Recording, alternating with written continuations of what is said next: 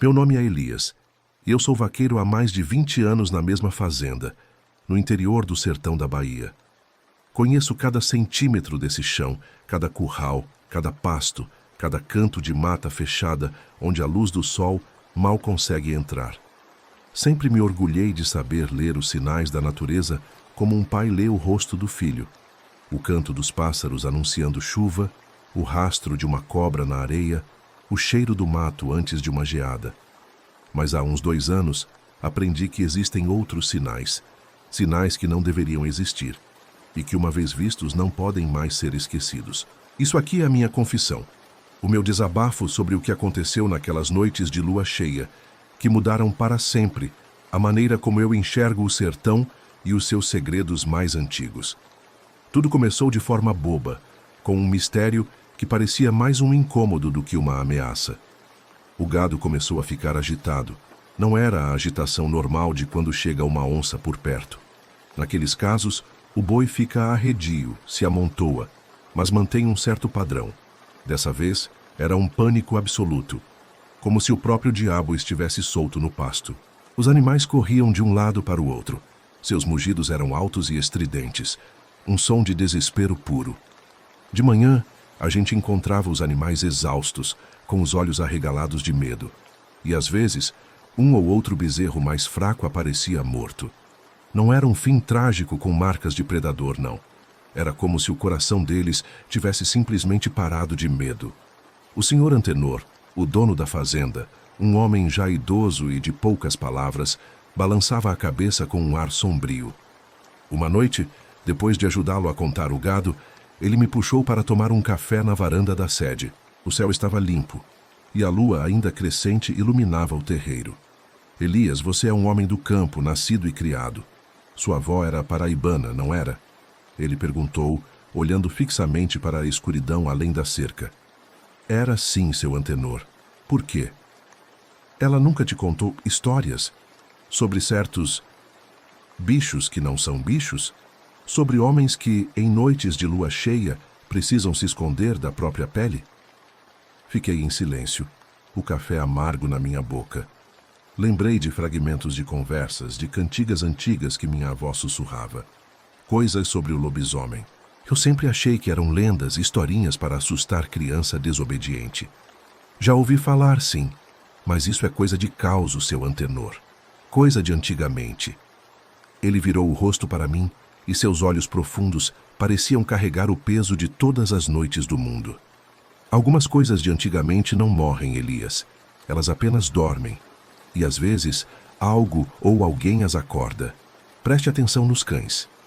Na manhã seguinte, os cães da fazenda, um bando de vira-latas corajosos que não tinham medo de onça pintada, estavam encolhidos debaixo do alpendre, cabisbaixos e choramingando. Era um sinal que eu não podia ignorar. A primeira noite de lua cheia depois daquela conversa foi tranquila. A segunda foi diferente. Um silêncio anormal caiu sobre a fazenda.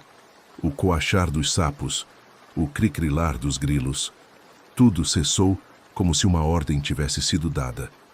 Senti um frio na nuca, aquele frio que não vem do vento, mas de dentro dos ossos. Decidi fazer a ronda noturna mais cedo.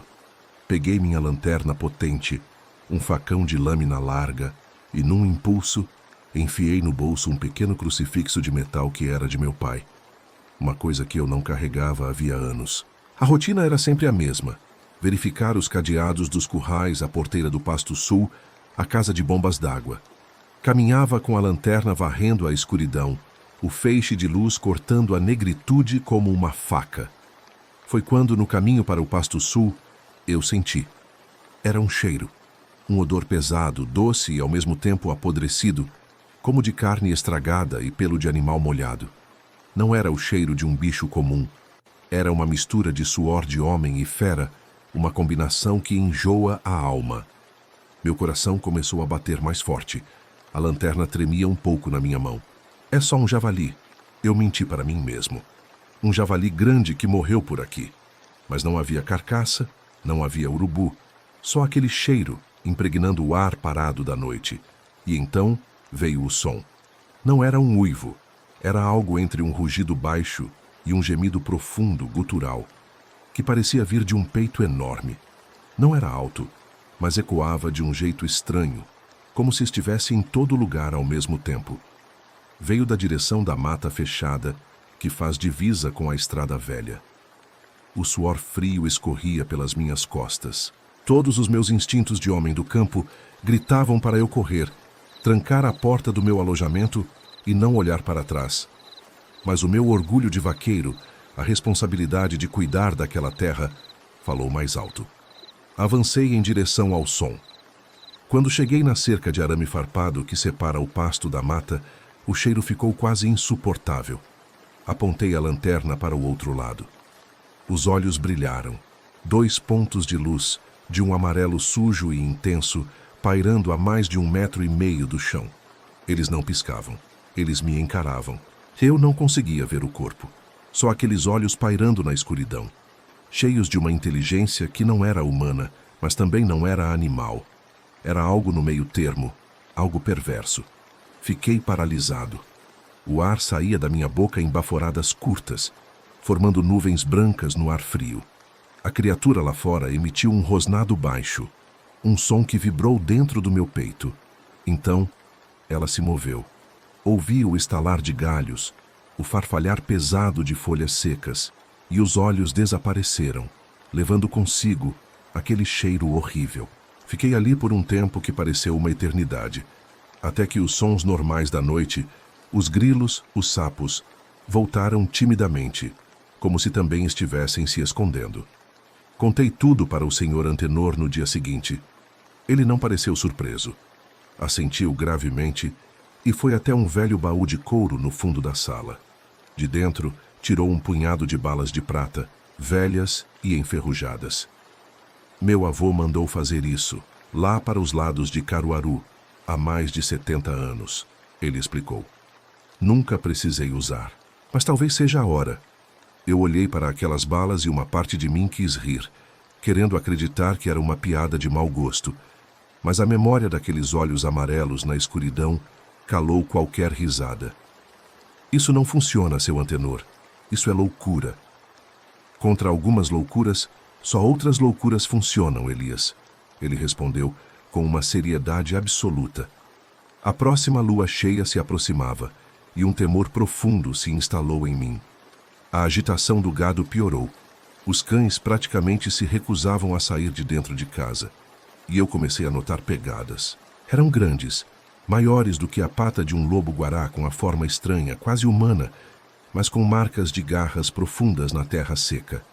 Elas apareciam ao redor dos bebedouros, nas porteiras, sempre à noite. Era como se aquele ser estivesse me marcando, estudando o meu território. A noite decisiva chegou. O céu estava incrivelmente limpo e a lua cheia, enorme e opressora, banhava tudo com uma luz prateada e fantasmagórica. A fazenda parecia um cenário de outro mundo. Eu e o senhor Antenor decidimos fazer a vigia juntos. Ele com uma espingarda antiga carregada com as balas de prata. Eu com meu facão e uma coragem que estava longe de ser real. Nos escondemos no galpão de ferramentas, que tinha uma vista boa para o curral principal. As horas passavam, arrastando-se. O silêncio era mais uma vez absoluto. Até que por volta da meia-noite, o gado que estava no curral começou a se agitar. Os bois se apertavam uns contra os outros, mugindo baixo, um som de puro terror. O cheiro voltou, mais forte do que antes, envolvendo o galpão. E então, vimos uma figura saindo da sombra das mangueiras. Ela se movia de forma estranha, meio desengonçada, meio ágil. Era alta, muito mais alta que um homem. E o corpo era coberto por uma pelagem escura e irregular que brilhava sob a luz da lua. Os braços eram longos, terminando em mãos com garras que retiniam. A cabeça era a coisa mais terrível. Não era totalmente de lobo, nem totalmente de homem. Era uma fusão horrenda, com um focinho alongado, dentes à mostra e aqueles mesmos olhos amarelos que agora refletiam a luz da lua com um brilho doentio. Ela parou no meio do terreiro, ergueu a cabeça para o céu e emitiu aquele mesmo gemido rouco e agonizante. Não era um uivo de triunfo. Era um som de angústia, de maldição. Eu senti uma pena profunda e, ao mesmo tempo, um medo paralisante. Aquilo tinha sido um homem. Em algum momento, aquilo tinha sido uma pessoa. O Sr. Antenor ergueu a espingarda, mas a mão dele tremia. A criatura pareceu sentir o movimento. Ela baixou a cabeça e olhou diretamente para nós, para a fresta do galpão de onde espreitávamos. Naquele olhar, eu não vi apenas fúria.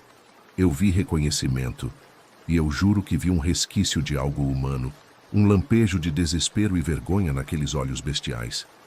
Ela não atacou, não avançou. Ela simplesmente deu meia volta e, com uma velocidade sobrenatural, desapareceu na direção da mata, seu corpo movendo-se como uma sombra entre as árvores. O Sr. Antenor baixou a espingarda, ofegante. Ele estava pálido como a morte. Ele sabe, sussurrou o velho. Ele sabe que nós sabemos. Nunca mais vimos a criatura de forma tão clara. As luas cheias que se seguiram foram mais calmas. O gado ainda fica agitado às vezes, o cheiro aparece de vez em quando, e as pegadas ainda surgem ao redor da casa. Mas o ataque, se é que era isso que ela queria, nunca veio. Há um mês, o velho Antenor faleceu durante o sono.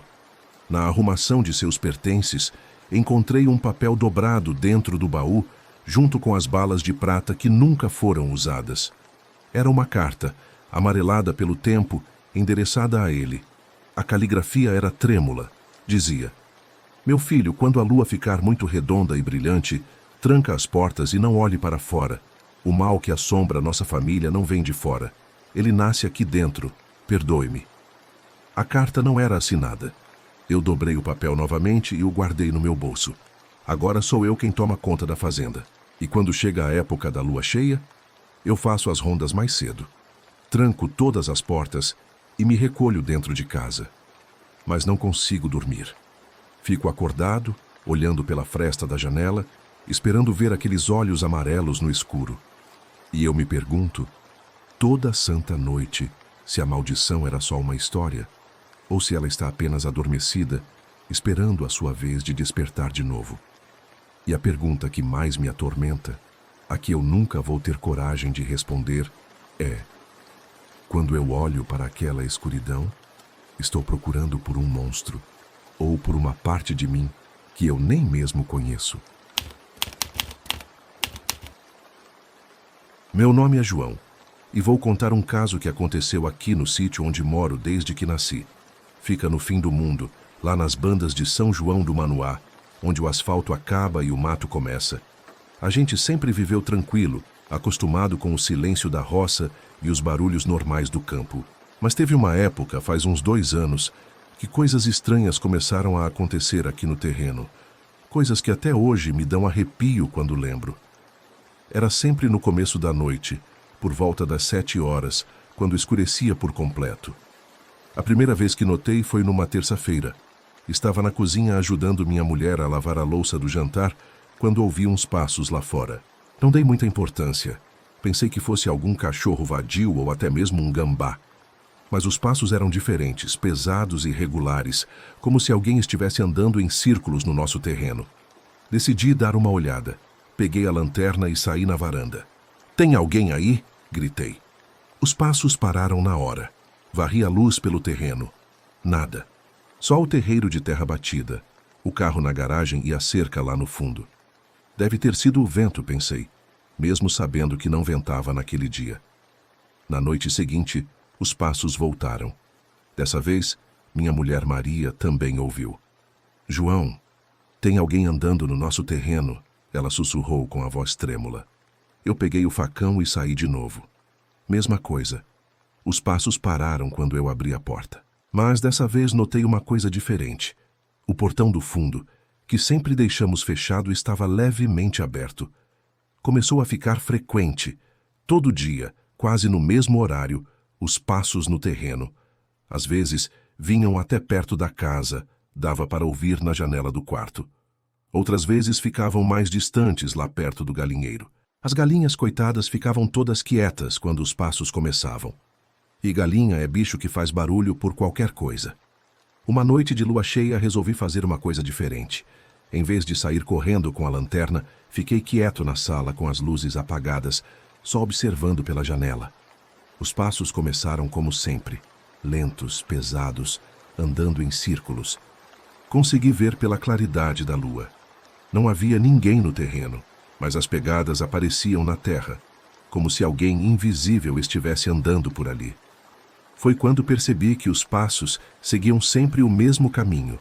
Saíam do portão do fundo, davam 3 voltas completas ao redor da casa, paravam na frente da janela da cozinha por uns minutos e depois voltavam para o portão. Era um ritual, uma rotina.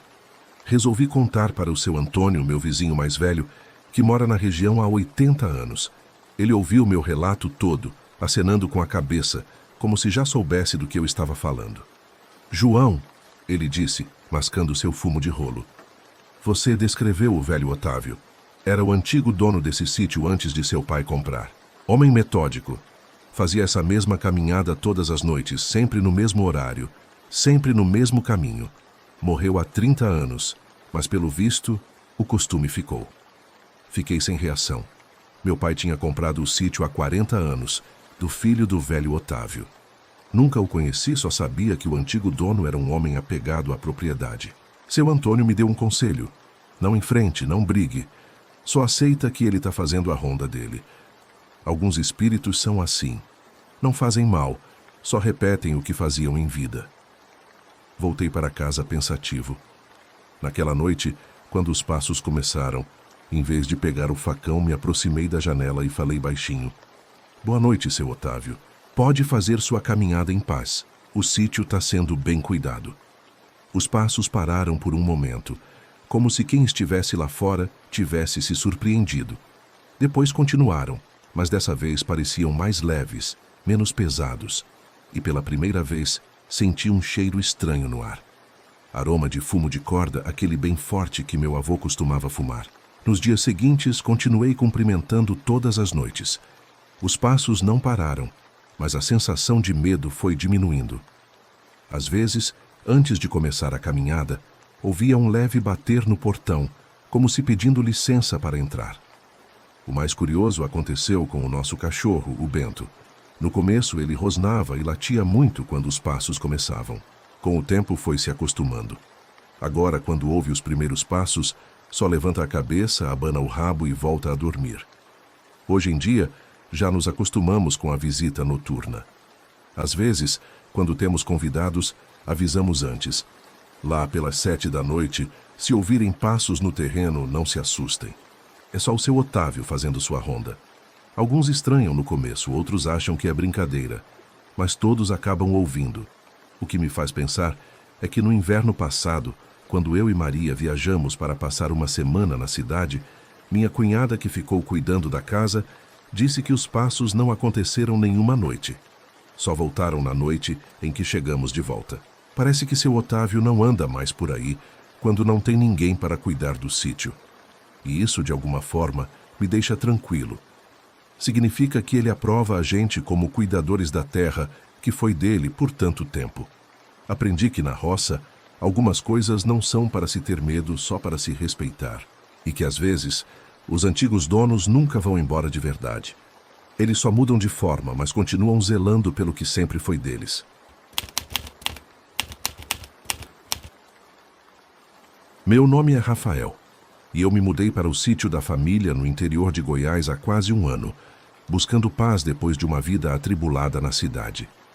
Herdei este lugar do meu tio-avô, um homem simples que sempre falava sobre os segredos da terra com um respeito quase religioso. No início, tudo era como eu esperava. O canto dos pássaros ao amanhecer, o cheiro de terra molhada depois da chuva, o silêncio que só é quebrado pelo vento nas folhas. Mas aos poucos, fui percebendo que alguns segredos são mais profundos do que eu imaginava, e que a paz do campo pode esconder uma inquietação que vai além do compreensível. Tudo começou com os sussurros. Era sempre ao entardecer, quando o sol se punha e as sombras se alongavam pelo terreiro. Eu ouvia vozes baixas, como se alguém estivesse conversando logo ali, no limite da mata. Mas quando eu virava para olhar, não havia ninguém. No início, pensei que fosse o vento, ou talvez o rio correndo mais adiante. mas o vento não forma palavras, e o rio não sussurra em português. Minha avó, que visitava o sítio nas férias, me contava histórias sobre o Saci Pererê, um menino de uma perna só que gosta de pregar peças e assobiar na floresta. Eu ria, achando que eram lendas para entreter as crianças, mas ela dizia, com uma seriedade que me incomodava: cuidado com os assovios depois do pôr do sol, neto. Alguns sons não são feitos por bicho ou homem. Os eventos eram sutis, quase insignificantes se olhados isoladamente. Um dia, meu cachimbo sumiu do alpendre. Encontrei-o horas depois, pendurado no galho mais alto de uma gameleira, como se tivesse sido colocado ali por mãos invisíveis. Outra vez, o fogo do fogão a lenha se apagou sem motivo, mesmo com a chama forte momentos antes. Coisas que eu atribuía ao acaso ou à minha própria distração. Mas então os sons evoluíram. Os sussurros deram lugar a assovios. Não eram assovios comuns como os dos trabalhadores na roça. Eram melodias estranhas, quebradas, que pareciam vir de todos os lados ao mesmo tempo. Às vezes, eu acordava no meio da noite com o som de passos leves no telhado, como se alguém estivesse dançando sobre as telhas. Corria para fora com minha lanterna, mas não via nada além da escuridão e do orvalho brilhando no chão. Os animais do sítio também reagiam. As galinhas, que sempre dormiam tranquilas no poleiro, começaram a ficar agitadas ao anoitecer, cacarejando baixo, como se algo as assustasse. Meu cachorro, o Trovão, um pastor alemão que era corajoso como nenhum outro, se recusava a sair de casa depois que o sol se punha. Ele ficava encolhido no canto, os olhos arregalados, ouvindo os assovios que eu mal conseguia perceber. Uma noite, decidi investigar mais a fundo. Peguei minha lanterna e um cajado de madeira e caminhei em direção à mata, seguindo o som do assovio. Ele parecia me guiar sempre à frente, sempre fora de alcance. A luz da lanterna cortava a escuridão, revelando árvores retorcidas e folhas secas. De repente, o assovio parou. Um silêncio profundo caiu sobre a floresta, tão pesado que eu podia ouvir o bater do meu próprio coração. Então vi algo no chão, pegadas. Eram pequenas, como de uma criança, mas havia apenas uma marca a cada metro. Como se quem as tivesse feito pulasse com uma perna só. Ao redor das pegadas, o cheiro de fumo fresco, um aroma adocicado que não pertencia àquele lugar. Voltei para casa com uma sensação de inquietação que não me abandonou. Conversei com um vizinho idoso, seu Ademar, que mora na propriedade ao lado. Ele ouviu minha história com um ar grave. Rapaz, o Saci não é brincadeira. Ele gosta de confundir a gente, de fazer a gente se perder nos próprios pensamentos. Mas ele também tem suas regras. Se você mostrar respeito, ele pode ser até um protetor. Mas se você irritá-lo... Sua voz ficou mais baixa, e ele apenas balançou a cabeça. Passei a prestar mais atenção aos detalhes. Deixava oferendas simples no limite da mata. Um pouco de fumo, uma espiga de milho, como minha avó me ensinara. Os assovios não pararam, mas mudaram de tom. Agora soavam menos ameaçadores e mais curiosos. Às vezes eu encontrava pequenos presentes em troca. Uma pena colorida de ave, uma pedra polida pelo rio, deixada na soleira da porta. A experiência mais marcante aconteceu numa noite de lua nova, quando a escuridão era quase absoluta. Eu estava na varanda, tomando um café, quando ouvi um assovio muito próximo vindo do jardim. Apontei a lanterna e vi uma sombra baixa se movendo rapidamente entre os arbustos. Não consegui distinguir formas, apenas uma silhueta escura e um leve brilho vermelho, como um barrete, que desapareceu assim que a luz o atingiu. O assovio continuou, mas agora era mais suave, quase musical. Senti uma presença não hostil, mas antiga e sábia, como se a terra em si estivesse me observando. Agora vivo com esses mistérios. Os sussurros e assovios ainda ecoam no crepúsculo, mas eu não os temo mais. Aprendi que o sítio não é apenas minha casa. É parte de algo maior, um mundo onde lendas e realidades se entrelaçam. E todas as noites, antes de dormir, deixo um pouco de fumo no alpendre. Um agradecimento silencioso ao dono das matas. Porque às vezes, o verdadeiro terror não está no que vemos, mas no que sentimos nas entrelinhas do silêncio e na aceitação de que alguns segredos nunca devem ser totalmente desvendados.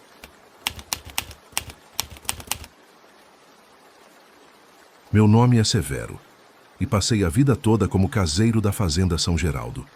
Nasci e me criei nestas terras. Conheço cada murmúrio do vento no cafezal, cada cheiro que a terra exala antes da chuva. Aos 72 anos, julgava já ter visto tudo o que havia para ver. Até que o velho poço da sede, aquele que matou a sede da minha família por gerações, decidiu me mostrar que alguns segredos da roça são mais fundos que qualquer raiz. O problema começou com a estiagem.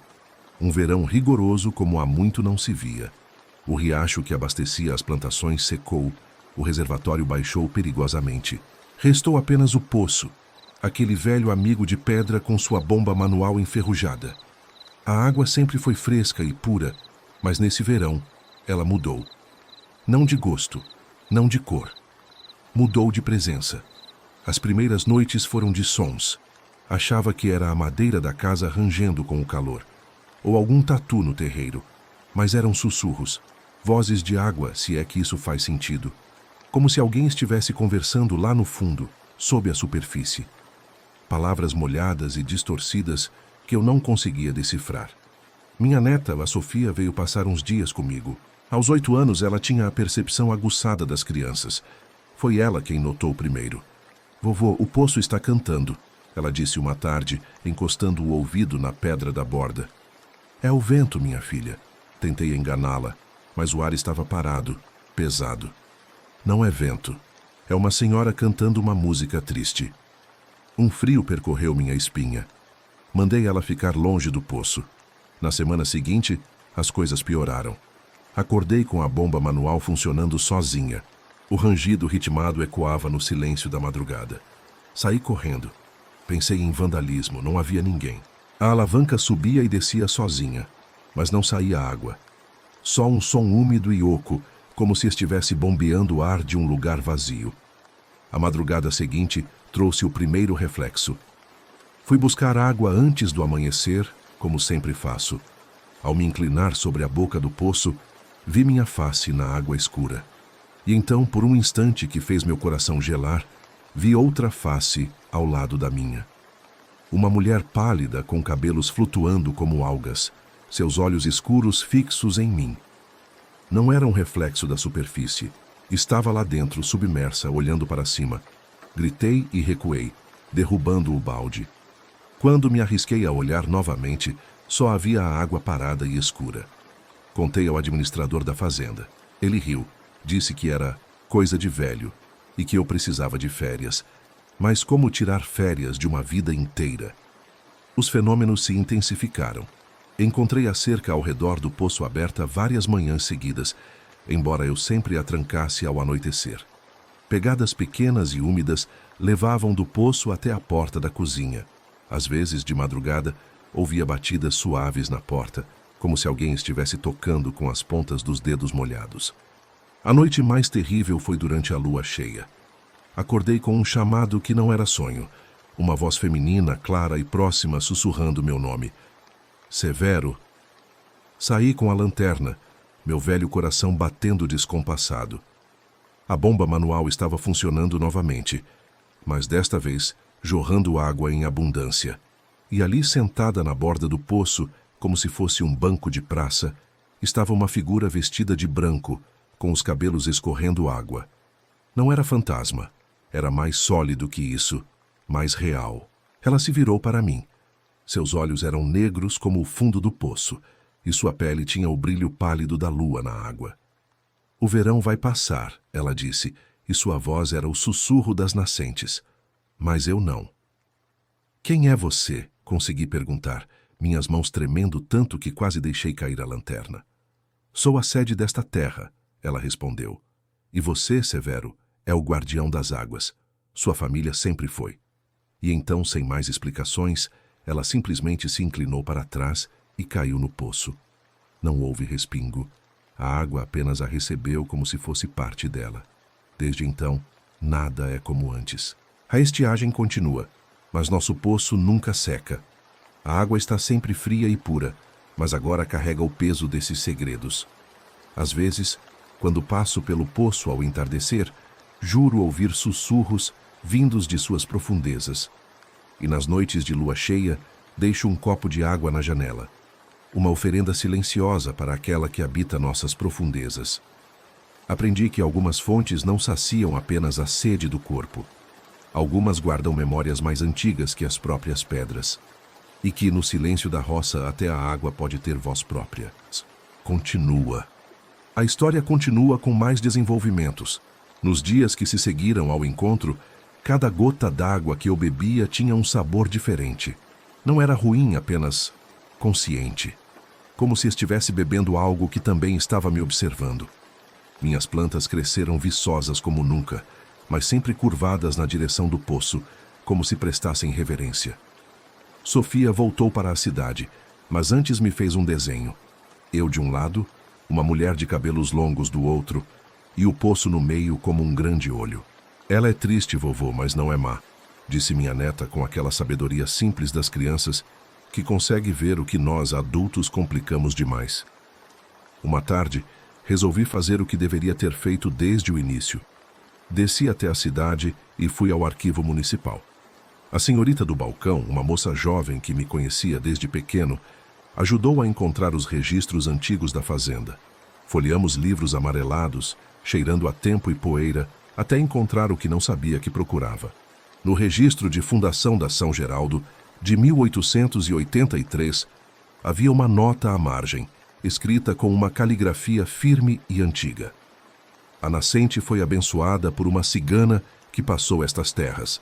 Disse ela que a água teria sempre uma guardiã, e que esta guardaria a fertilidade das terras enquanto a família a tratasse com respeito.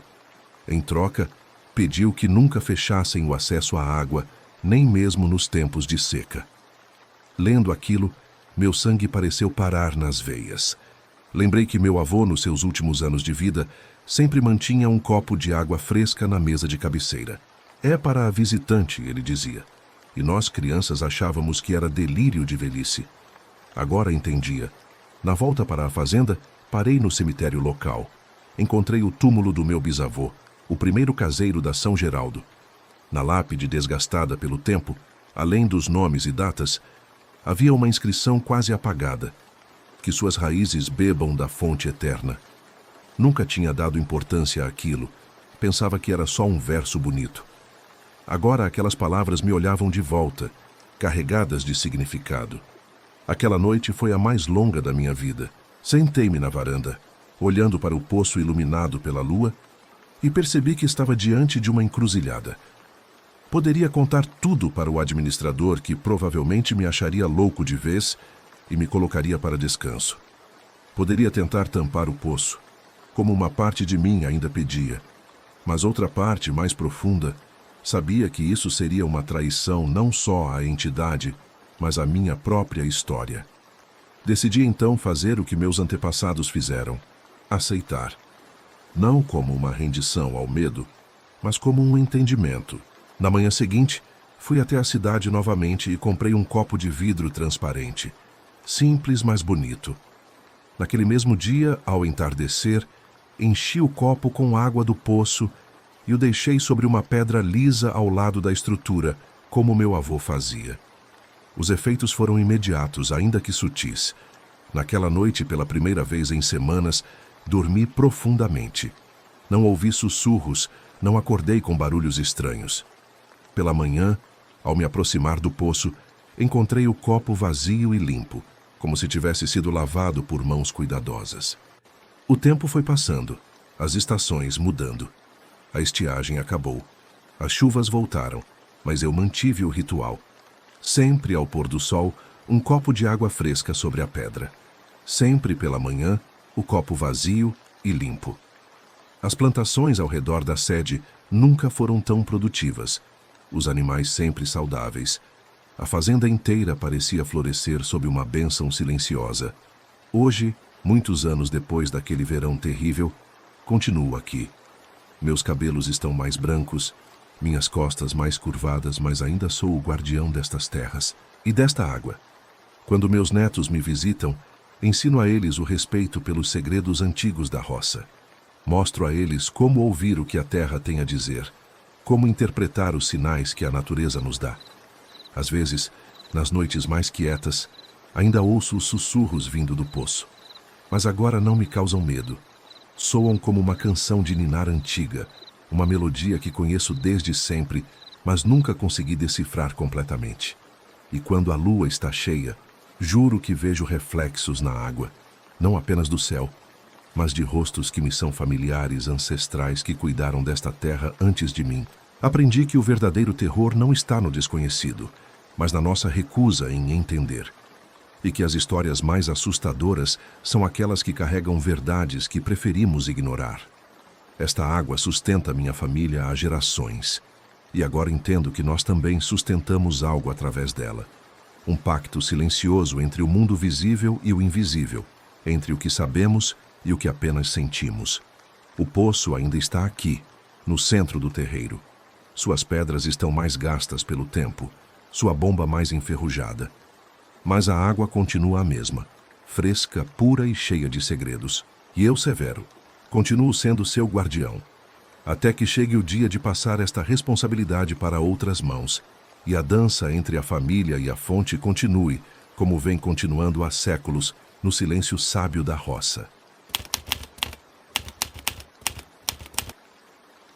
Meu nome é Arlindo, e durante 30 anos da minha vida fui vigilante noturno aqui na região do Vale do Paraíba. Já cuidei de armazém, de fábrica têxtil desativada, até de pátio de caminhão. Mas nada, absolutamente nada, me preparou para o que encontraria no Engenho Santa Cruz. Quando aceitei o contrato de 6 meses para vigiar a propriedade judicial, imaginei que seria meu último serviço antes da aposentadoria. Um trabalho tranquilo, longe da cidade, cercado pelo silêncio dos canaviais. Mal sabia eu que alguns silêncios são mais barulhentos que qualquer sirene. O engenho era uma relíquia dos tempos do ciclo do açúcar, todo em pedra e taipa, com a casa grande já meio tombada para o lado e a moenda ainda intacta, como se esperasse por uma cana que nunca mais chegaria. A usina moderna havia engolido os canaviais ao redor, mas o Santa Cruz permanecia ali, uma cápsula do tempo esquecida pelo progresso. O advogado que me contratou foi direto. Só precisa impedir que invadam e roubem as telhas ou as peças de ferro. O resto, bem, o resto é história. Nas primeiras noites, tudo pareceu calmo. Minha rotina era simples. Chegava ao pôr do sol, acendia o gerador para ter luz na pequena sala, que transformei em alojamento, e fazia minhas rondas a cada 2 horas. A propriedade era vasta, com a casa grande, a senzala em ruínas, a casa das caldeiras e o pátio de secagem. A moenda, uma estrutura colossal de madeira e ferro, parecia um esqueleto de algum animal pré-histórico adormecido. Foi na 5ª noite que percebi o primeiro cheiro. Um odor adocicado, pesado, de melaço queimado vindo da direção da casa das caldeiras. Estranhei, pois não havia motivo para aquele cheiro. Ao investigar, não encontrei nada além de teias de aranha e ferrugem. Comuniquei ao escritório e me disseram que era provavelmente algum animal morto ou restos de queimada nas redondezas. Mas o cheiro voltou. Todas as noites, por volta das 3 da madrugada, o ar se impregnava daquele aroma doce e enjoativo. Comecei a notar outros detalhes. As marcas de rodas de carroça no pátio de secagem, sempre frescas pela manhã, mesmo sem ter chovido. E os sons. No início eram discretos, quase imperceptíveis sobre o zumbido do gerador. Um rangido ritmado, como o de madeira sob pressão. Conhecia aquele som das visitas diurnas que fizera a moenda. Era o som das engrenagens da prensa de cana. Uma noite, armado com minha lanterna e um pesado cacetete, segui o som até sua fonte. A lua cheia iluminava o pátio, banhando de prata a estrutura antiga. E lá estava ela, a moenda movendo-se lentamente, suas grandes engrenagens de madeira girando, como se impulsionadas por uma força invisível. Não havia motor, não havia ninguém operando. A cana que era espremida entre os cilindros não era cana de verdade. Era uma substância escura e fibrosa que escorria em um líquido espesso e escuro para o tanque de captação. O cheiro era insuportável. Recuei em silêncio, o coração batendo como um tambor. Na volta para o alojamento, juro ter visto vultos movendo-se entre as ruínas da senzala. Figuras magras, curvadas, que se desvaneciam quando eu direcionava a luz para elas. No dia seguinte fui até a pequena vila mais próxima, a 20 quilômetros dali. No bar do seu Geraldo, enquanto tomava um café, puxei conversa sobre o engenho. O velho dono do estabelecimento ficou sério ao ouvir onde eu trabalhava. "O Santa Cruz tem fama, moço", ele disse, baixando a voz. "Meu bisavô trabalhou lá. Dizem que o dono da época, o Coronel Ferreira, era um homem obcecado por produtividade. Ele fez um pacto para que o engenho nunca parasse, nem mesmo... bem, nem mesmo depois." "Depois do quê?" perguntei, embora já soubesse a resposta. "Depois do fim da escravidão. Diz a lenda que ele amaldiçoou o lugar para que o trabalho continuasse para sempre.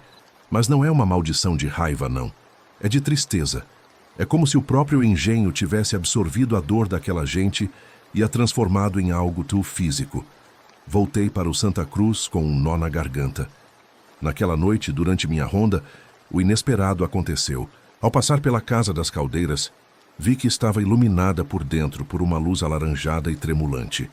Olhei pela janela quebrada e vi as caldeiras antigas funcionando, o vapor saindo pelas juntas, aquecidas por um fogo que não existia.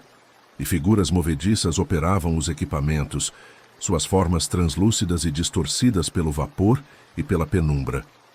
Mas o mais assustador não era a visão em si, era a sensação que emanava do lugar. Não era ódio, não era raiva, era uma tristeza tão profunda, tão pesada, que eu sentia fisicamente no peito. Era o peso de séculos de trabalho forçado, de vidas interrompidas, de histórias não contadas. Uma das figuras se virou para mim. Não tinha rostos definidos, apenas uma silhueta humana feita de sombra e calor. Ela estendeu a mão, não em ameaça, mas em súplica. E eu entendi. Eles não estavam presos ali por maldade. Estavam presos por dever, por uma rotina que se tornou sua única realidade, mesmo depois da morte. Na noite seguinte, não consegui me concentrar na vigilância. Sentei-me nos degraus da casa grande e apenas observei. A moenda funcionava. As caldeiras produziam vapor. As figuras trabalhavam. Era um ciclo infinito. Uma memória presa em loop. Foi então que tomei a decisão. Se eu era o vigia deste lugar, então vigiaria não apenas contra ladrões, mas pela própria memória daqueles espíritos. Deixei de ver aquilo como uma assombração e comecei a ver como preservação. Uma noite, levei meu velho rádio para o pátio e sintonizei uma estação que tocava modas de viola, música raiz, coisas antigas.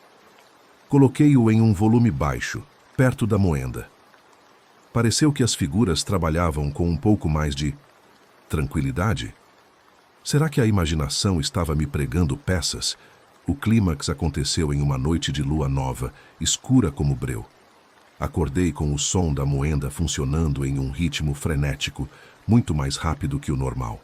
Saí correndo e vi que as figuras estavam agitadas, movendo-se desordenadamente. No centro do pátio, uma figura mais alta, que eu presumi ser o tal Coronel Ferreira, gesticulava com fúria.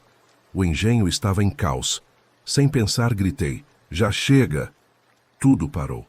O silêncio foi súbito e absoluto. Todas as figuras voltaram-se para mim. A figura do coronel aproximou-se.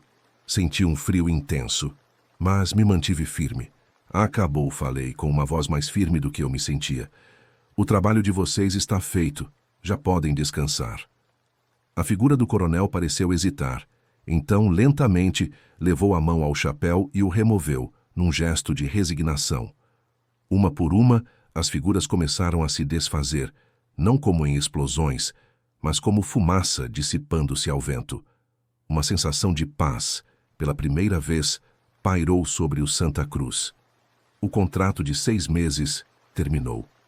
O escritório me ofereceu uma renovação, mas declinei. O novo vigia é um homem mais jovem da cidade. Ele me disse na semana passada que o lugar é tranquilo, que não houve nenhum incidente. Às vezes, ainda passo pelo antigo portão do engenho. Olho para a moenda imóvel, para a casa das caldeiras silenciosa, e sinto que cumpri meu propósito maior. Aprendi que o verdadeiro terror não está no que assombra, mas na história por trás da assombração. E que algumas memórias precisam ser honradas, não temidas. O engenho Santa Cruz ainda está lá, quieto em sua solidão. E eu, Arlindo, segui minha vida. Mas carrego comigo o peso e a honra de ter sido, mesmo que por pouco tempo, o último guardião não apenas de um lugar, mas de um passado que finalmente pôde descansar em paz.